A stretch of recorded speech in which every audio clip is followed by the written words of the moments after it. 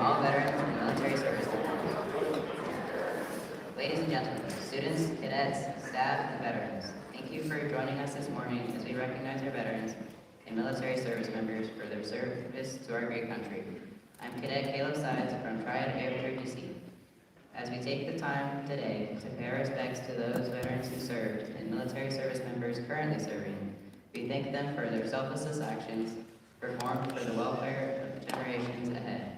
Our veterans and members of the United States military have and are serving in over 100 countries around the world, sometimes laying down their lives for our freedom and rights as American citizens.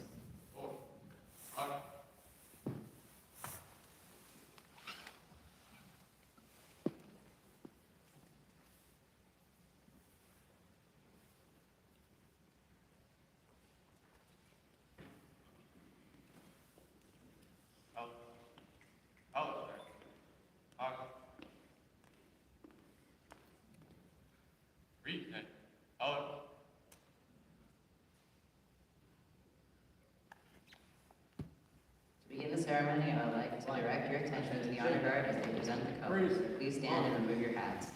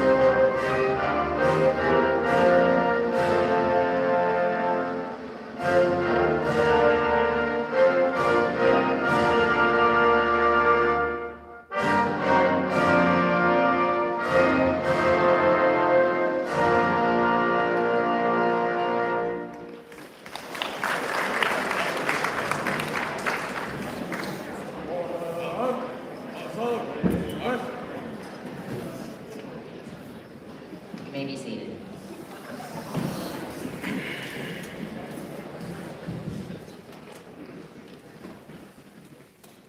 We are privileged to have our congressional representative, the Honorable Vicki Hartzler, speak to us today. Congressman Hartzler was a school teacher for 11 years, has been a member of Congress since 2010, and we are honored to have her speak to us today.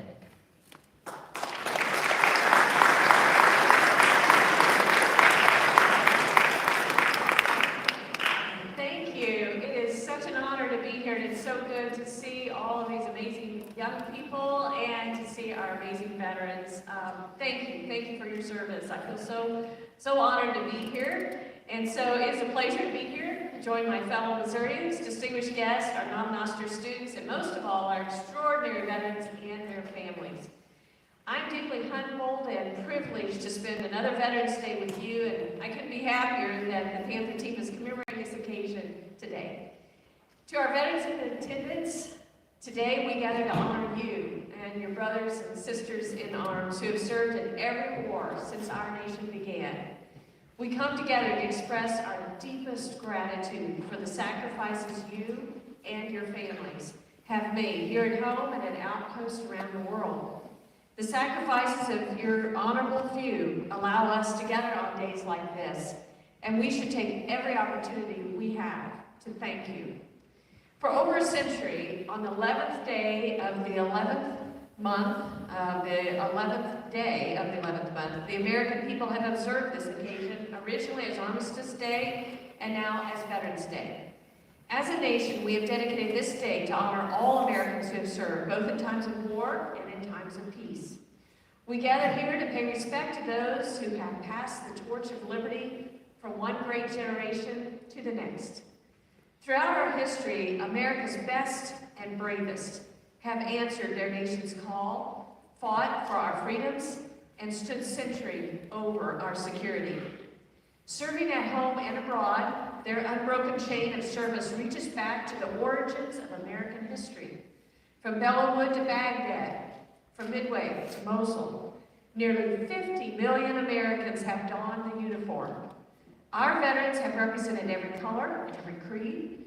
They have come from rural towns and big cities, and have been rich and poor alike. These American warfighters have preserved and persevered through some of the most trying conditions ever faced. They've endured sub-zero temperatures in Belgium, drenching monsoon rains in Vietnam, and oppressively smothering heat in Iraq. Across the globe, they engaged the enemy during intense urban clashes, isolated jungle battles, and throughout mountain offensives. Our veterans served with bravery, courage, and distinction, displaying countless acts of valor in the most austere conditions. Veterans Day serves as a poignant reminder of the tremendous sacrifices made, both past and present, by our service members and their families. So it's imperative we take today to honor the bravery and the dedication to freedom that our veterans have exhibited since the earliest days of our country.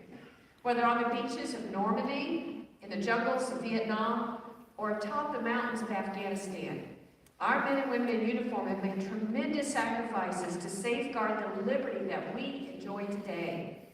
Veterans represent what's best about our nation, and we will forever owe them a debt that can never truly be repaid. We also owe great debt to their families, who offer vital love and support in the toughest of times. Nam Nostra is home to many families who have a loved one who's serving our nation at Whiteman Air Force Base. And I'm so honored to represent this vital military installation, and I could be prouder of all the airmen who serve our nation. I also could be more grateful for the families who support them and serve our nation as well. You are heroes in your own right, and you deserve our recognition for sharing your mom or dad with the rest of us, for sacrificing time from your loved ones so they can be deployed, and for being uprooted from schools and friends to follow your family's service to our nation. And I want to recognize and thank you today as well. So if you are a family member who is serving our nation right now, would you please stand so that we can recognize and thank you? So please stand up if you have a family member serving in the military right now. Let's thank them. Thank you, guys.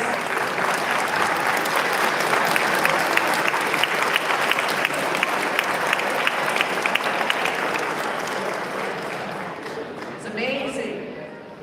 A lot of our ROTC folks were already standing, but I know you were in that group. Thank you. So paying tribute to our soldiers, sailors, airmen, guardians, and Marines was something I learned early in life. As a daughter of an Army reservist, I was taught the important role our veterans play in shaping our nation. Now, as a member of the U.S. House Armed Services Committee, I could not have more respect and admiration for the defenders of our freedoms and their families. I've always believed that those who served our nation should receive the services they deserve when they come home. And it has been my privilege to actively work to honor the sacrifice and service of our men and women in uniform. Soon after becoming your representative, I received the heartbreaking news that Army Specialist Christopher Stark, originally from Monette, Missouri, but who now lived in Nevada, Missouri, had been killed in the line of duty in Afghanistan. His vehicle was hit by a roadside bomb, which took the life of Specialist Stark and another soldier. Christopher was part of the Monette ROTC when in high school and always wanted to be a soldier. He told his mother he loved what he was doing as an Army bomb technician, clearing the path for his fellow soldiers. He made the ultimate sacrifice for his nation and deserves our utmost respect and appreciation, as we should do for his mother, Teresa Stark. After Chris's death, she discovered that the Army had denied her the full life insurance benefits due her because of a paperwork error. Christopher had simply checked the wrong box on the date of war deployment on the paper. I went to bat for her And I passed legislation ensuring every Gold Star family automatically receives the full amount of life insurance, so no other family member will go through what Teresa endured. Another family in our district also lost their son in Afghanistan. In 2012, Army Specialist Sterling Wyatt from Columbia, Missouri, was killed by a roadside bomb in Kandahar. Sterling was a leader worth following. Before signing up for the military, he was involved in his church youth group, ran the church soundboard, was an Eagle Scout, earned his first black belt in Taekwondo, and was a certified nurse attendant. In 2019, I passed legislation naming the Columbia Post Office after Sterling to remember his sacrifice and to inspire future generations to serve selflessly as well. But our veterans not only sacrifice their lives, they sacrifice their time away from their families and their jobs. And as Sherry Wyatt, mother of Sterling, said in a recent news article, a lot of young boys and young girls lost limbs and lives and lost parts of their souls. Their external and internal injuries are a true sacrifice. I've met with many veterans in our district who testify to the internal battles that still wage against them now that they're home. Post-traumatic stress is something many of our veterans deal with. The VA's prescriptions too often don't work. That's why I went on a mission to find programs that do work. The good news is my team and I have identified multiple programs that actually help.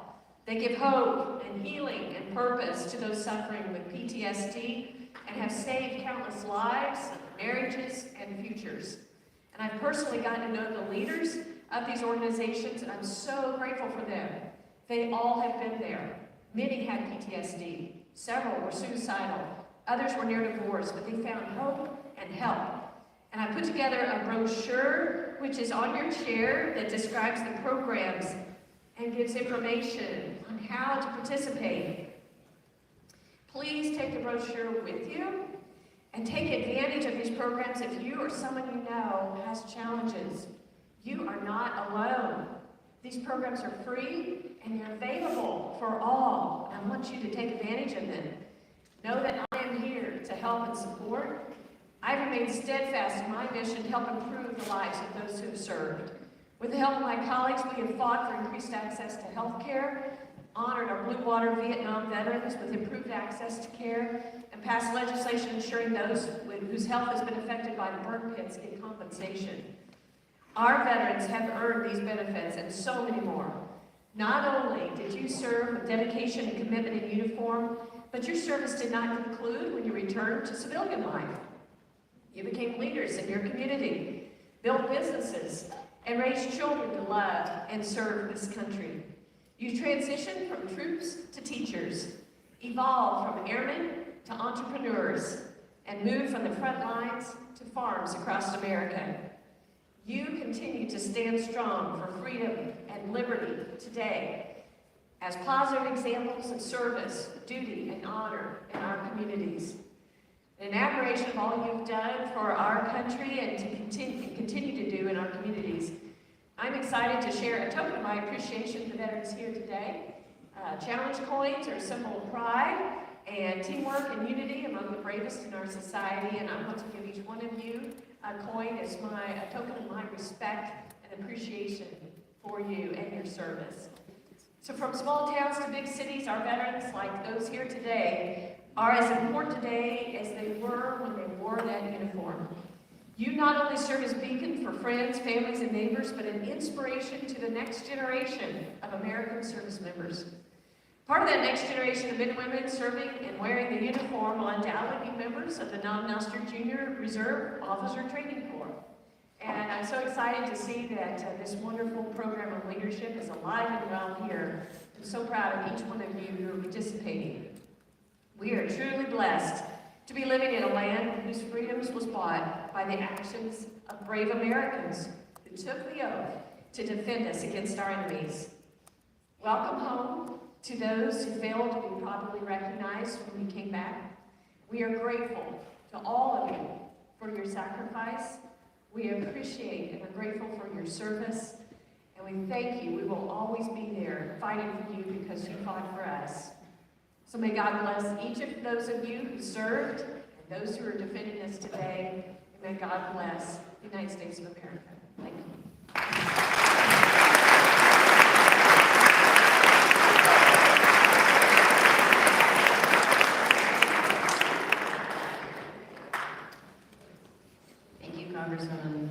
Whistler for taking the time to address our students, parents, guardians, community members, veterans, and members of our military.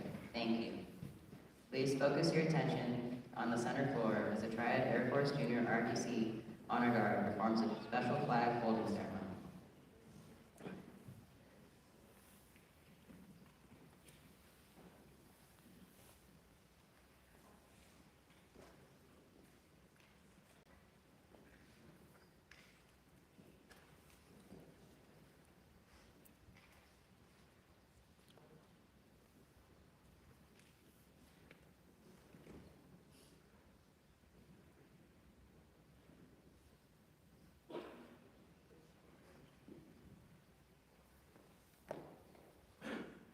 The United States flag has represented our great country for over 200 years and is used to display our nationalism and patriotism as American citizens. For more than 200 years, the American flag has been the symbol of our nation's unity as well as a source of pride and inspiration for millions of citizens. Born on June 14, 1777, the Second Continental Congress determined that the flag of the United States be 13 stripes, alternating between 7 red and 6 white, and that the nation be 13 stars, white in a blue field, representing a new constellation. Between 1777 and 1960, the shape and design of the flag evolved into the flag presented before you today. The 13 horizontal stripes represent the original 13 colonies, while the stars represent the 50 states of the Union. The colors of the flag are symbolic as well. Red symbolizes hardiness and valor, white signifies purity and innocence, blue represents vigilance, perseverance, and justice. Traditionally a symbol of liberty, the American flag has carried the message of freedom and inspired Americans both at home and abroad. In 1814, Francis Scott Key was so moved at seeing the stars and stripes waving after the British shelling of Baltimore's Fort McHenry that he wrote the words to the Star-Spangled Banner. In 1892, the flag inspired Francis Bellamy to write the Pledge of Allegiance, our most famous flag salute and patriotic oath. In July 1969, the American flag was flown in space when Neil Armstrong planted it on the surface of the moon. Today, our flag flies on constellations of Air Force satellites that circle our globe, and on the thin flash of our aircraft in harm's way in every corner of the world. Indeed, it also flies in the heart of every military service member who serves our great nation. The sun never sets on our flag we so proudly cherish. Since 1776, no generation of Americans has been spared the responsibility of defending freedom. Today's airmen remain committed to preserving the freedom that others won for us for generations to come. By displaying the flag and giving it a distinctive fold, we show respect to the flag and express our gratitude to those individuals who fought and continue to fight for freedom at home and abroad. Since the dawn of the 20th century, military service members have proudly flown the flag in every major conflict, on lands and skies around the world. It is their responsibility, our responsibility, to continue to protect and preserve the rights, privileges, and freedoms that we as Americans enjoy today. The United States flag represents who we are. It stands for the freedom we all share and the pride and patriotism we feel for our great country. We cherish its legacy as a beacon of hope to one and all. Long may it wave.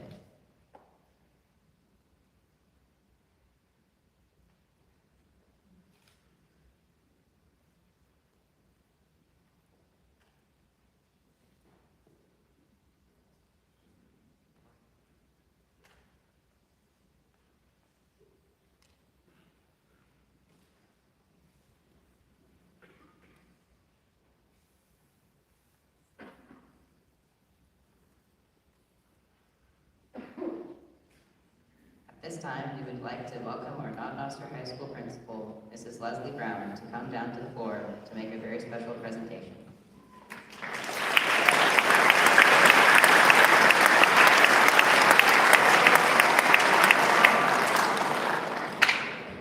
This isn't your normal assembly, I'm sure you're figuring that out. It isn't one where we're going to cheer, get all excited.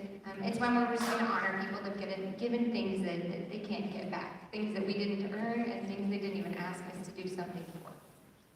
Veterans Day is my favorite assembly each year, and through the years it has been easy to see what the main importance of this day should be. Adults, we spend a lot of ways trying to offer our veterans, and it's worth it. But I don't know if our veterans always feel as honored as we want them to. We have parades, we have formal ceremonies, we reveal things at monuments, and we go all through pomp and circumstance to try to make sure they know how important they are to us. But you know, they didn't ask us to do all of that. If you've ever met a veteran, they're actually very different, and they're humble, and they're quiet. At this time, I was at a Veterans Day assembly. I was in junior high, and I had to be marched around a parade with my father and the many different events that we go to. And I got to meet this group of men that were sitting there talking. And they instantly had this camaraderie about them. And they instantly started talking about the unit that they served, the branch that they were in, the year or the wartime that they served. And there's this common respect among this group of gentlemen that I was witnessing. They'd never met before, but you just saw in their eyes that instantly there was this unbreakable bond between them. And even as a kid, I understood how special that was. I just didn't understand why. Because my dad's not a man of many words, so he doesn't get in groups like this and say much. So as we sat there, this man was telling my dad about his time of service, and my father was trying to get him some money through the VA, through some of the wounds that he had gotten through war. And he was telling my dad about a silver star that he earned. I'm just listening. I listened to my dad respond to him, and I heard lots of things about medals that I thought I understood, but I didn't. And I went home that night, later that night. I have looked in my living room and seen these medals hanging my whole life, with the flag folded just like they did in front of you, and it was presented to my father. But when this man at the end of this assembly thing pulled me aside, and he was like, "Do you know who your dad is?" I think so. His name's Jerry Bay. And he wanted to quickly tell me what a silver star meant, and what it took to earn a silver star. Not like the medals you get for participation in sports even when your team doesn't win. Like the medal of honor that it took, what he did to earn the star. And I politely answered, "Sure, yes, sir." Well, your dad has 2 of them. And he made such a big deal to me that day of knowing that I was being raised by a hero. I was being raised by this man, and he had so much respect for him. Y'all know I love my dad. I talk about him all the time. But it quickly made me want to research what these medals were hanging in my living room, and who was this man that was my father. I've listened to his stories, but I did not understand what I had heard. My dad has stayed at many veterans hospitals through the surgeries that he's had. And there's many times I've had to serve our own veterans when they couldn't feed themselves. Veteran hospitals aren't as high-tech as the regular hospitals that you tend to go to. I was sitting next to a veteran who had his arms bandaged in kind of like a 90-degree situation, and he was laying in bed, and they scooted the food up to him, and then they walked away. This man couldn't eat it. He couldn't feed himself. So I politely went over there to feed him. There was another man I noticed that needed a drink of his water, and when I went to scoot over to him and ask him if I could politely give it to him, he wanted to sit up and try to act like he wasn't in pain. He had just had surgery, but he was such an honorable man, he didn't even want me to see his discomfort. These are the gentle giants that I'm speaking of.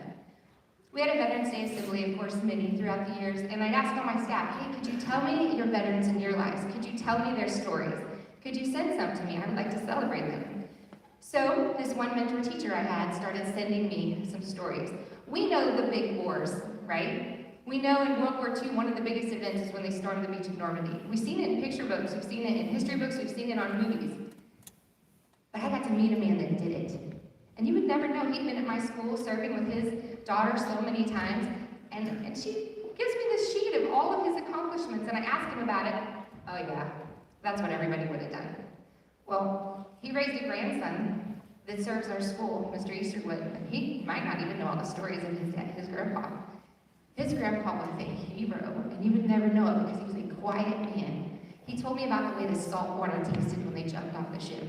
He told me what it sounded like while you're heavy, when your stuff got wet and it was clanging through the water. He told me about the screams. He told me about the chaos and his friends. These kids were 18 and 19 years old. And he's reliving this moment, and in the end it was, I just did what everybody else did. These are our veterans. These who we honor. When she talked about PTSD, I have lived a life of fighting it with my father. I watched him at night fight it behind closed doors. I watched him fight it in the daytime trying to act like it wasn't happening. There were many things that we experienced as a daughter of a Vietnam vet, and many of you, your parents, have experienced it. And I hope that someday I can help with that. Because they are our heroes and we do need to protect them. But with that comes some casualties that we face as the kids, living with them every day. I have a lot more to say. I'm struggling to say it today. Today is the first day that my parents didn't come to Veterans Day Assembly. And that shouldn't matter. They don't owe me that. But my dad recently, because of Vietnam, has lost his eyesight. And we watched it happen all season that he could not see to get to the places he wanted to get. And I realized today for the first time, our veterans are such a delicate thing. You guys, I'm so glad you're here. I hope we never take you for granted. Today we want to honor one of our very own. The best way to honor you all is to tell your story and to make sure that we get to know all those details, all those things you sacrificed, those weeks away from your babies, those many days away from your family. It was worth something, and we should live a life worthy of that effort. And we have a very own veteran that walks our halls every single day, and he's so quiet, and you would never really know all the things that he did. The name you're going to see on the screen is Mr. Rich Lane. He is our head custodian. Every day, he makes sure that this building is safe and ready for us to enter it. He spends countless hours making sure that our teachers have the things they need equipped in their room, ready to go to magic that happens in your classrooms. It's not a fancy thing, it's not something that we all talk about, and yet it's always there every single day, living a life worth living, sacrificing for us. In Mr. Rich's service, he joined the military in November of 76 and served until June of 96.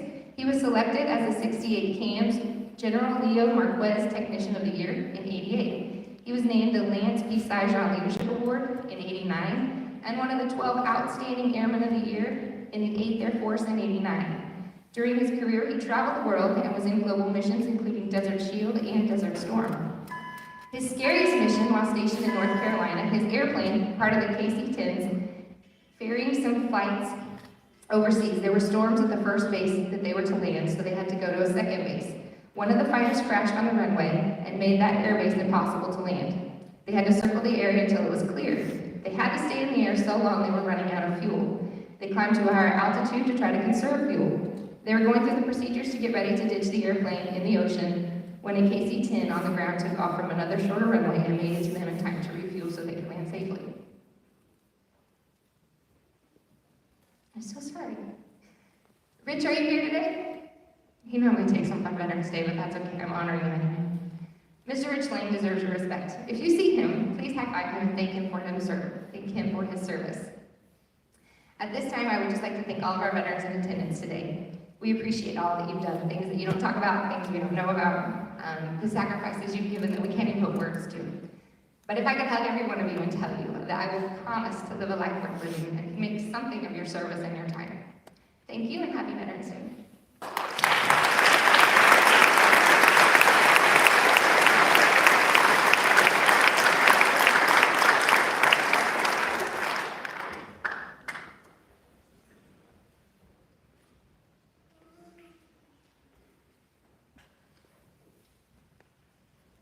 Ladies and gentlemen, please direct your attention to the prisoner of war missing in action table as Cadet Wyatt Moore lights the candle in remembrance of those who couldn't be with us today. We remember.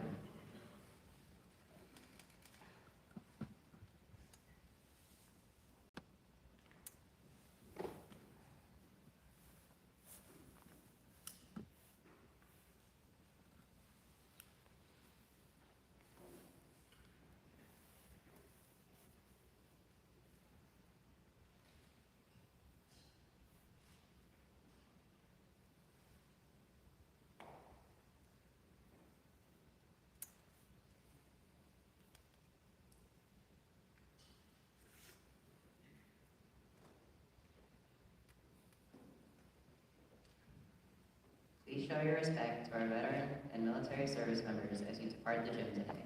Thank you for attending.